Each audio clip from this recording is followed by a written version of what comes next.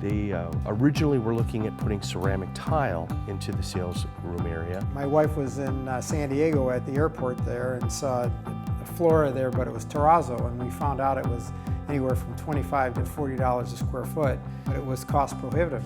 And during the course of their investigative time with the architect, they had entertained the idea of polished concrete. We found that, polishing concrete, you can get a similar look at a fraction of the price. One of the interesting things that everybody seems to believe is that concrete is concrete. There are no differences to concrete. It comes in on a truck, you pour it, gets hard, you polish it up. So therefore, if I see it somewhere, I should be able to have what that looks like.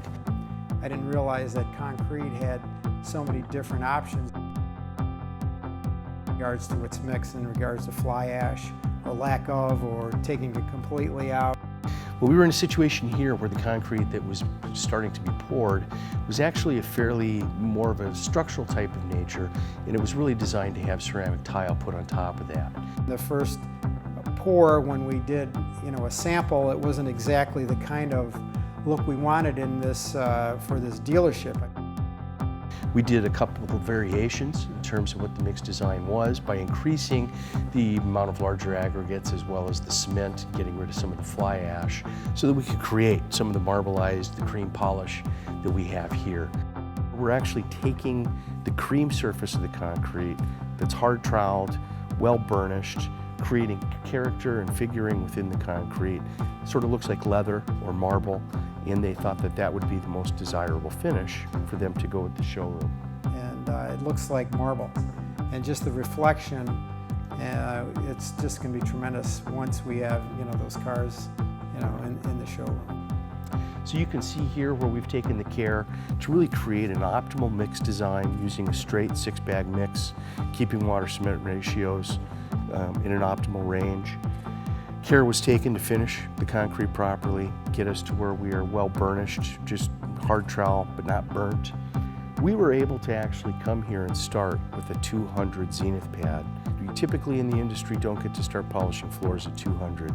From 200 we went to 400, and then after the 400s we stopped, washed the floor, applied one coat of the LS densifier.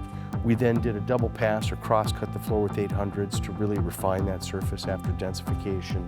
And we're finishing off at 1500. And then we're finishing this floor off with Consolidex Polish Guard. We like the Polish Guard in this application up in Wisconsin. We have wintertime issues to be concerned with in terms of salt use, other chemicals. And we find that the Polish Guard does a better job than some of the other things to help guard against some of the things that we need to protect this floor from. It's also very easy for the customer to maintain that floor, reapply it as needed, and gives them a very good look at the end. So it's a nice project we have here, and we're looking forward to the grand opening. Get all the lights on, get the cars on this floor. This shiny floor is going to help promote the sales of their cars. So what we're going to do is we're going to start spraying out the LS densifier. We haven't diluted it. This is straight out of the box. Go ahead and put your pad on the floor, tuck here, and let's pre-wet.